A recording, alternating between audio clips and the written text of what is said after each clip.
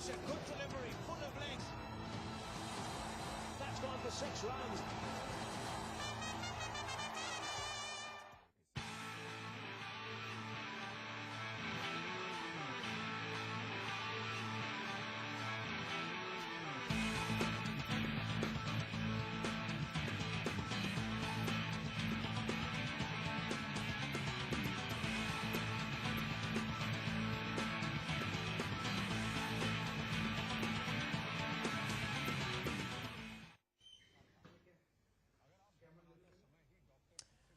Well, hello and welcome. I'm Uday Pratap Singh. You're watching Cricket Carnival T20. This is the show that gets you the latest and the best from the ongoing Indian Premier League Season 10. Yes, the extravaganza is continuing with 8 matches already having been played tonight. We, of course, saw the game between Punjab and Bangalore. We thought it would be a very tough contest. It turned out, though, to be quite a one-sided affair. Kings 11 Punjab clearly dominated and won finally. We'll be discussing that and a lot more. We'll be joined by Himanshu Chaturvedi, sports guru, live from Delhi. We'll also be joined by Ritin Singh Sodhi, former cricketer. He'll be joining us live from Chandigarh. But first, I want to begin by talking about last night's controversy. Yes, remember, it may have, of course, been the triumph of the Mumbai team over Kolkata, but it was West Indian all-rounder Kieron Pollard who found himself in the eye of a storm. Why? Well, Sanjay Manjrekar lashed out at him. And Pollard, not one to take things lying down, decided to lash back. Yes, he lashed out at commentator Sanjay Manjrekar for calling him brainless during the Mumbai versus Kolkata game. In fact, Manjrekar, who was on the commentary duty, was heard to use the term for Pollard during Mumbai's run chase. With Pollard getting out early, Manjrekar said Pollard does not have the brains to play early in the innings. Manjrekar added fuel to the fire, saying, when I think of Pollard, I think of a 6-7 over left batsman. Obviously, irked by the comment, Pollard took to Twitter after Mumbai had won the game to first send a direct message to Manjrekar through a tweet and then send out a couple of loaded tweets as well. Pollard, in his direct tweet to Manjrekar, said, and I quote, you feel any positive can come out of your mouth because you get paid to talk, you can continue with your verbal diarrhea. Well, the incensed Pollard then tweeted, do you know how I get big so? About brainless, words are very powerful. Once it leaves, you can't take it back. Sins of parents fall on. Well, fellow West Indian Tino Best then also jumped to Pollard's defense, slamming Manjrekar for his comments. I want to quickly get in our panelists on this. Himanshu Chaturvedi, what did you think of this off-field controversy? You know, a lot we talk about of the on-field shenanigans, the on-field prowess, the on-field lack of action, but it's time we talk about the off-field stuff as well, because the IPL is known a lot for that as well. What do you think of this controversy? To be expected? Heat of the moment? Do you feel Pollard was justified? Or did he take things a bit too far with a possible banterous statement by Manjrekar?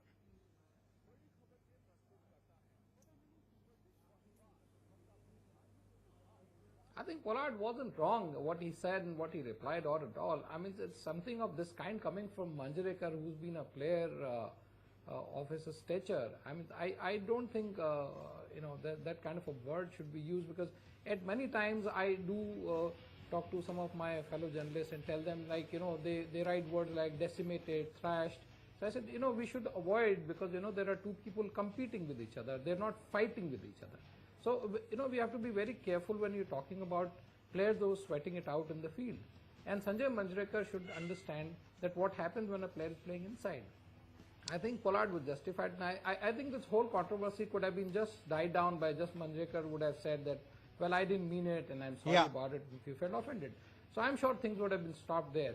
But at times what happens is that when you speak, you start to hold on as a small ego for yourself and you want to stick to the point, even if you're wrong. So I think in this case, Manjrekar was wrong and Pollard is pretty polite in terms of replying back. Had it been Shane Warne or somebody, you can imagine, or maybe Bhaji, you could have imagined what kind of a spat would have come back on Manjrekar. Indeed, I want to go straight across now to the result coming in. We've spoken about the off-field controversy yesterday, but now it's time to talk about the cricket. So let's go straight across to the result now, which has come in. Punjab, remember, have of course won. Punjab skipper Glenn Maxwell once again mastering his way at Indore to help his side beat Bangalore by 8 wickets in match number 8 of the IPL, being set a target of 149 runs. Punjab went past the target after the trio of Hasim Amla, Maxwell and Manan Vora contributed immensely.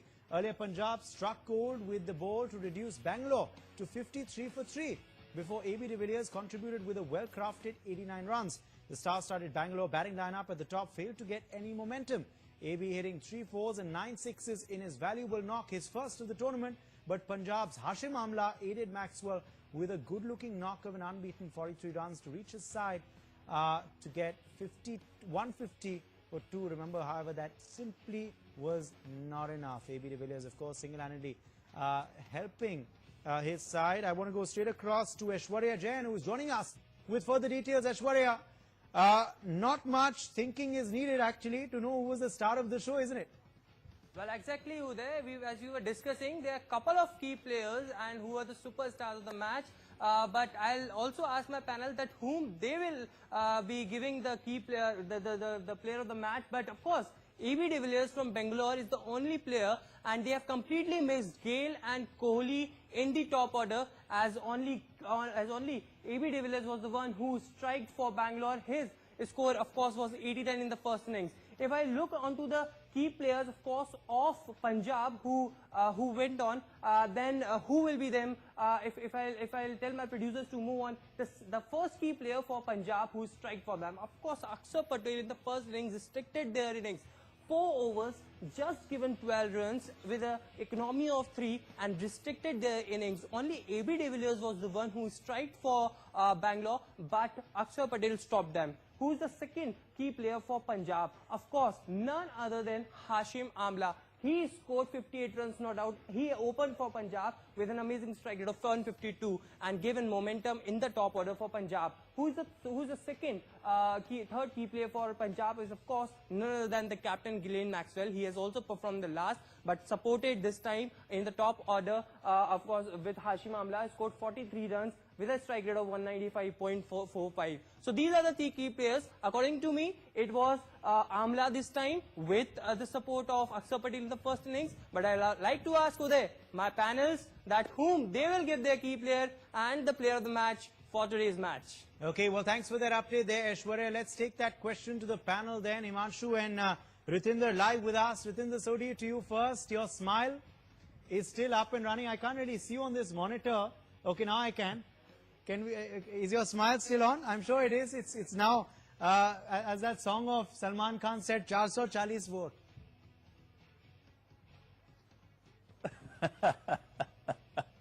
No, well said, Uday. I think simply super performance by Kings 11 Punjab.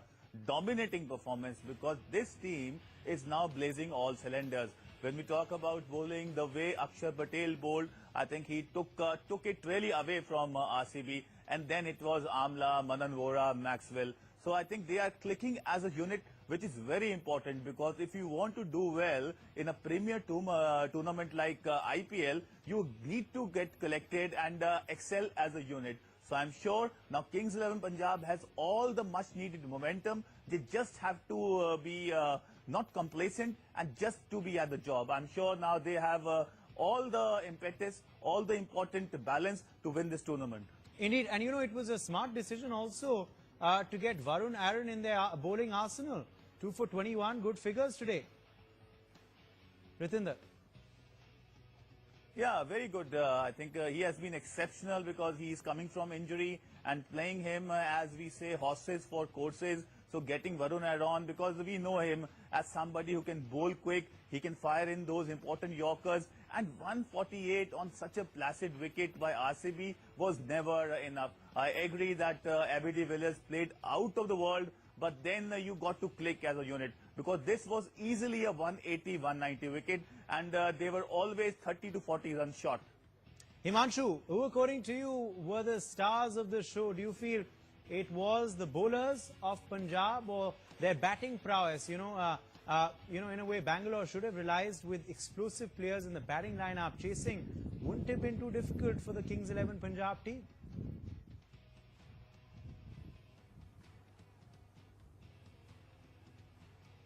Well, I think too many heroes from the Punjab side, but I would pick up my hero as the captain of the Punjab team. I mean, you see the whole game changed. You see what he's done. He's done such a good homework. that he knows what Akshar does to Shane Watson. And that's what exactly he did. He opened the side with Akshar. He knows that in earlier 4 times Akshar Patel has dismissed Shane Watson in IPL. So intelligently he gave him, and see what happens.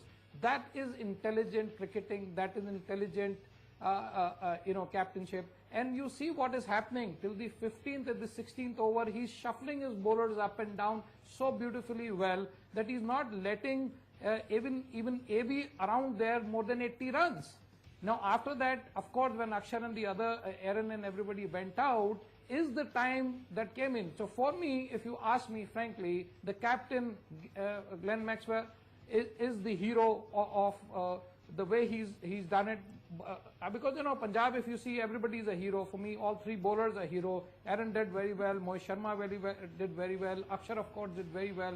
Batsmen, of course, the way Manan and Amla got the whole thing moving. I mean, look at the ratio. They had 12.5 as an average. Yeah. I mean, it's amazing. Where you have best of the best batsmen are inning before you, couldn't even do an average of 5.63. So they were taking their team at 12 plus.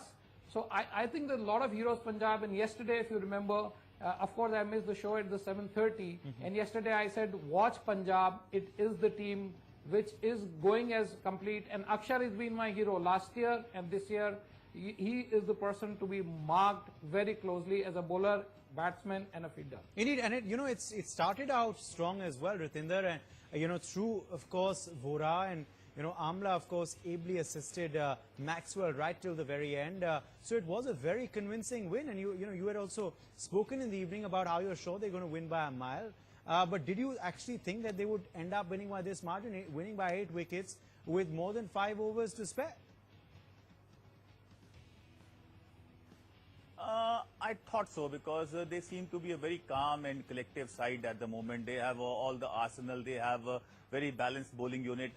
Batting is firing. And the best part which we have been talking about is, Uday, that now they are not depending on Maxwell, because from last 3 years, it has been only Glenn Maxwell show. Maxwell does well, Kings 11 Punjab win. Maxwell get out cheaply, Kings 11 Punjab loses. So now that is not the case. The best part is Amla is firing, and you can see that so many big wigs are setting out, but Virender Sehwag and Maxwell are opting for Amla. So that's a good that point. shows the confidence they have in Amla's ability, and Amla has not disappointed today at all, because he was the one who was just looking for singles, an odd boundary, then he hit one big 6. So he is a man in form, and I'm sure now with Manan Vora batted so well, the artistic straight drive which he played to Mills, I think that was a class apart. So now this team is surely the team to be noted. I have a follow-up question to that, but Himanshu, I think, wants to come in. Yeah, Himanshu.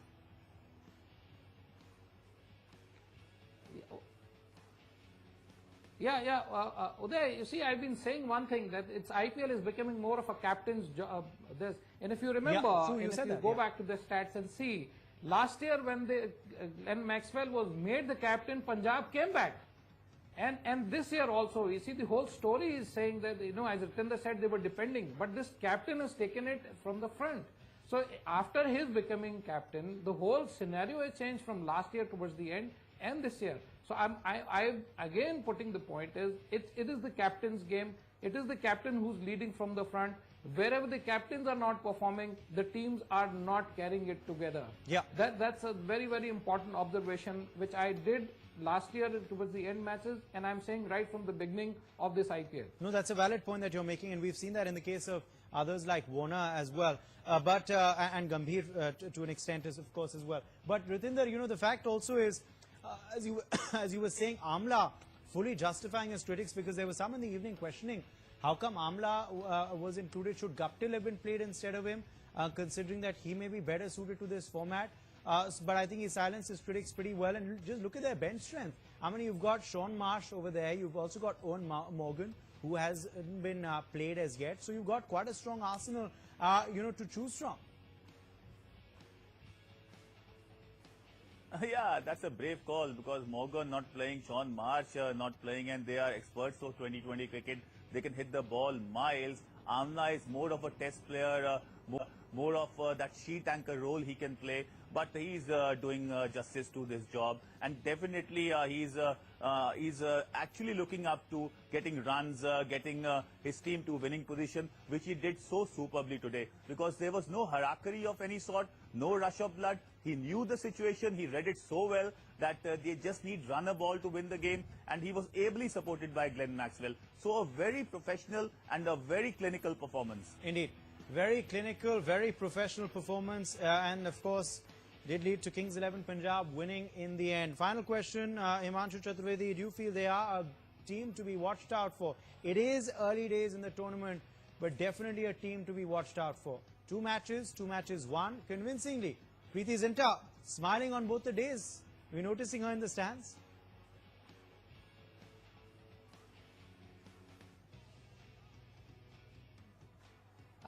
Well, yesterday again I said that I'm keeping them as the dark horses.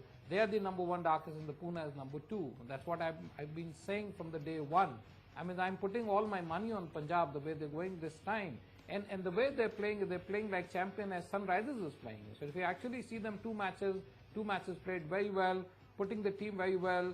Everybody in the team is playing like a unit, and that's very, very important. The bowlers are doing their job, the fielders are doing their job, the batsmen are doing their job. Everybody is playing with their head down, very responsible innings.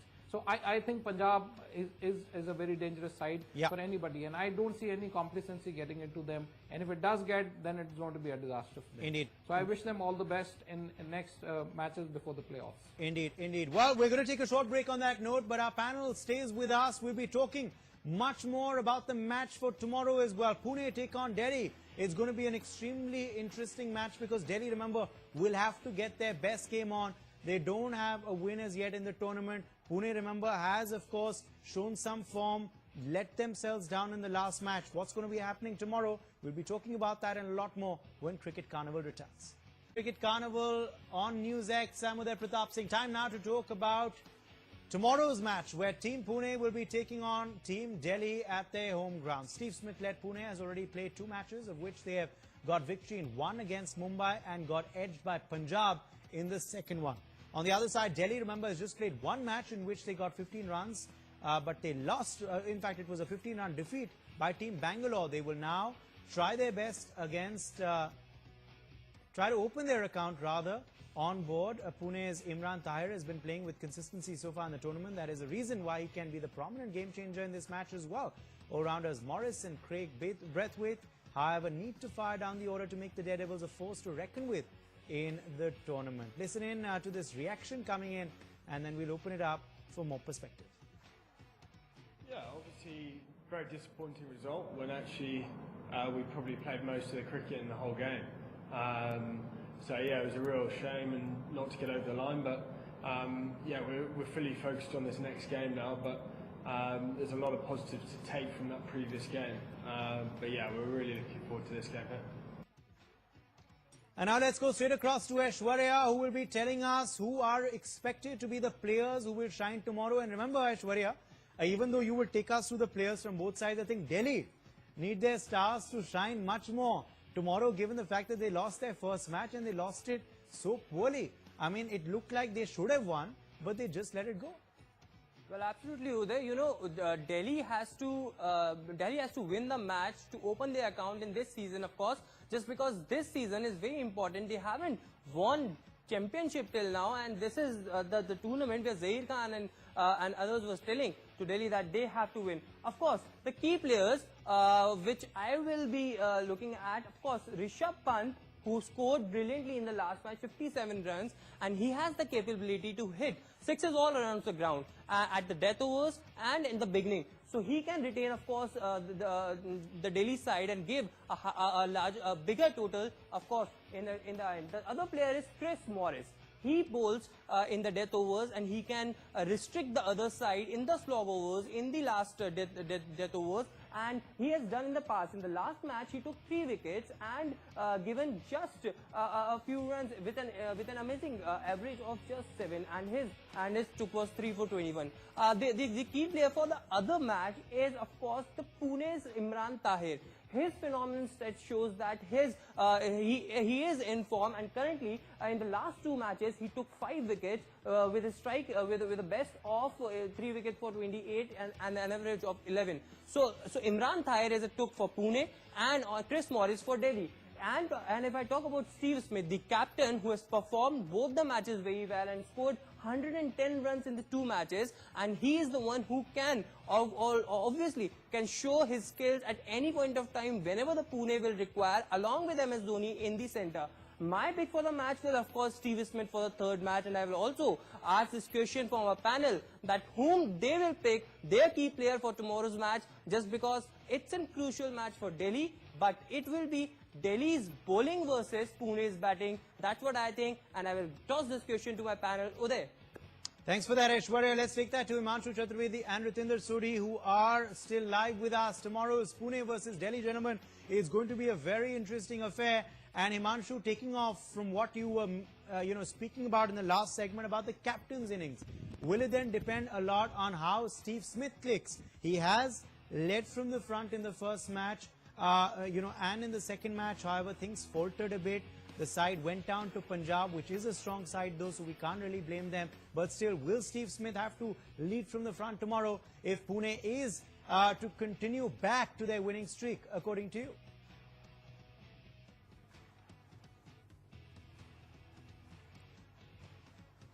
Well, I think as Aishwarya just now said that it's going to be bowlers versus this, and I would just put it a little more into it that even the bowlers from this side will also have a lot to do, because you will have both. I think Zampa for me is a good bowler, and Tahir and Zampa would be a very good combination to restrain, because don't take Delhi lightly, because they have these youngsters. You have Sanju Simpson and you have Pant, and all of them are good hitters, and they're good.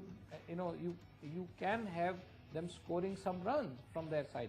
So it is going to be Pune's bowling also, which is going to be very important. As we are seeing in last 2-3 matches, I think 3 days back, I said that it's going to be bowlers now going to start to dominate, because earlier they were really getting bad and the scoring line has come down. In the initial matches we had 184, 185. Now we're getting 160, 170. So the scores have come down a little. So it's going to be a bowler's game. So in any case, the bowlers on Delhi side are very good. We all know it. It's a very, very bowler heavy side. Yeah. But I think it is going to be Pune, which is going to be more important than bowlers, because we all know that they have very good batting lineup. If the bowlers can do little magic and restrain Delhi to 130, 140, I think it is going to be Pune's game all along tomorrow. It's a crucial game, Ratinder, for both sides, because Pune lost their last game to Punjab, completely overpowered. We saw Delhi, of course, go down in their first match fighting. Pant was the only one actually fighting from their batting arsenal. So it's a crucial game for both sides tomorrow. Yeah, definitely, yes. Both the teams have lost their previous games, so it's head-to-head. But when we talk about 1-1, I'm sure that Pune, they are quite ahead, because Delhi is struggling, Uday. It is, as we have been talking, it is the most consistent team doing unwell in all the IPLs. They have to come up leaps and bounds, and in the last game, the way they threw it, I think that was very sad, very tragic, horrendous, obnoxious, because it was not a big total to chase. You just saw the heroics of Rishabh Pant, who's a class apart. I think he's a man for the future, but you can't win games with just one performance. So Delhi batting has to really click. They have to think and perform, because without thinking, I think it seems very difficult for Delhi. They have a task at hand, because playing Pune will never be easy. Indeed, but the Delhi batsmen struggled in the last game, Himanshu, with Rishabh Pant being the only exception. And tomorrow Pune arsenal, bowling arsenal is also quite strong. There is Stokes, there is Christian, there is Dindan, there is of course Imran Tahir, who has been in formidable form.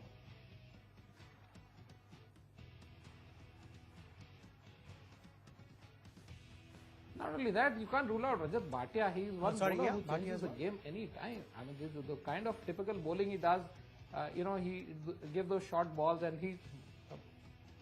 Hello? Yeah, Himanshu, go ahead.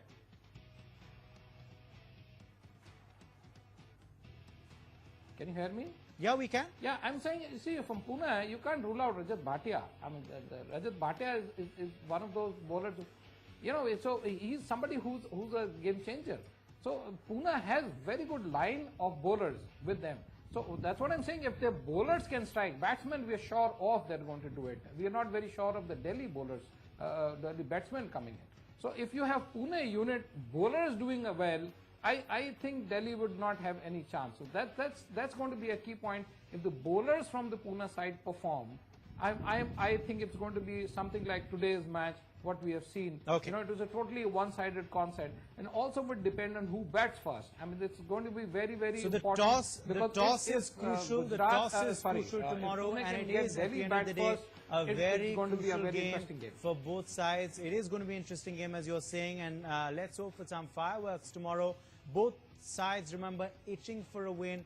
Can Delhi turn their inconsistent tag around? Can Pune get back to their winning streak? That, of course, remains a big question. Thank you, Ritinder Sodhi and Himanshu Chaturvedi, for joining us on the program this evening. Time now for a very quick break. Well, the Cricket Carnival T20 continues throughout the season. Stay tuned to NewsX for now. A quick break. Good delivery, full of legs. That's gone for 6 runs.